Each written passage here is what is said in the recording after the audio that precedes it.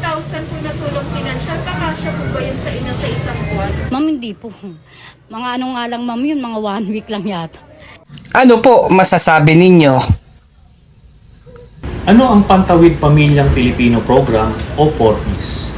Noong ako'y nasa Senado, ipinaglaban kong maisabatas ang 4Ps kasama si Senator Laila De Lima.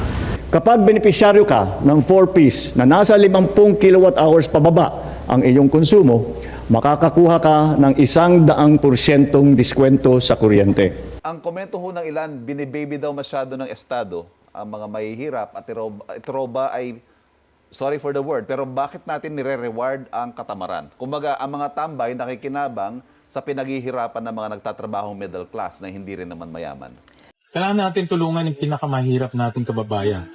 Kung hindi natin sila tutulungan, wala silang kuryente, lalong mas mahihirapan sila sa buhay. So, ang tulong natin sa kanila is only 50 kilowatt per family. Ang 50 kilowatt, equivalent lang yan ng isang maliit na ref, isang maliit na electric stove, saka ilang ilaw lang. So, hindi malaki yung tulong natin sa pinakamahirap para lang makatawid sila at mabuhay ng kanal.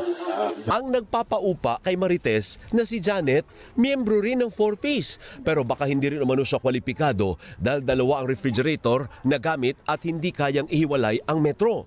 Mahirap po kasi dito magpa-connect ng ano na. Naniniwala ang aming team na kailangan nating i-abolish ang 4Ps dahil una sa lahat, ang tawag pa lang dito is Pantawid Pamilya. Kumbaga pantawid lamang ito is a short-term solution, kumbaga band-aid lang. So kung tayo, magfo-focus tayo mismo kung saan yung root cause ng problema, mas masusolusyonan natin yung poverty.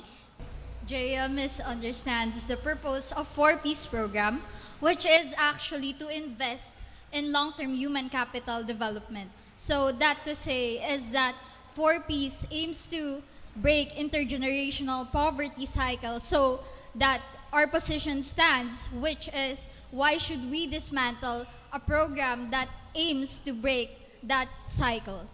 It's actually surprising that you thought that I misunderstand the purpose of 4Ps. You already said na intergenerational poverty yung kailangan solusyon nito. But after how many years, halos 2 dekada nang pinapatupad ang 4Ps, pero bakit marami pa rin nasa laylayan? Marami pa rin naghihirap. So if that's really the purpose, then why hindi siya nag-work efficiently at effectively para sa mga mahihirap na talagang meant to help them? Nakuna ng aming team ang sunod-sunod na pagdating ng mga taong ito sa Barangay San Francisco sa Victoria, Laguna.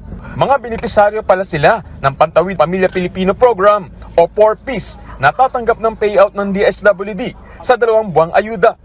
Imbes na sa ATM mag-withdraw, sa bahay na ito dumidiretso ang mga tao. Ang iba sa kanila naghihintay tawagin ang pangalan.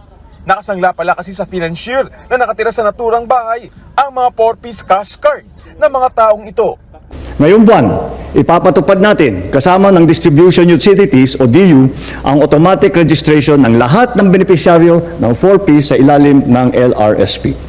Ito ang uri ng pamamahalaang ating itinataguyod. Hindi dapat ang Pilipino ang naghahabol sa tulong. Ang tulong ang dapat ang lumapit sa mga Pilipino. Inaasahan pong tataas sa makukuhang cash grant ng mga miyembro ng Pantawid Pamilyang Pilipino Program o yung 4Ps sa taong 2026. Ano po masasabi ninyo?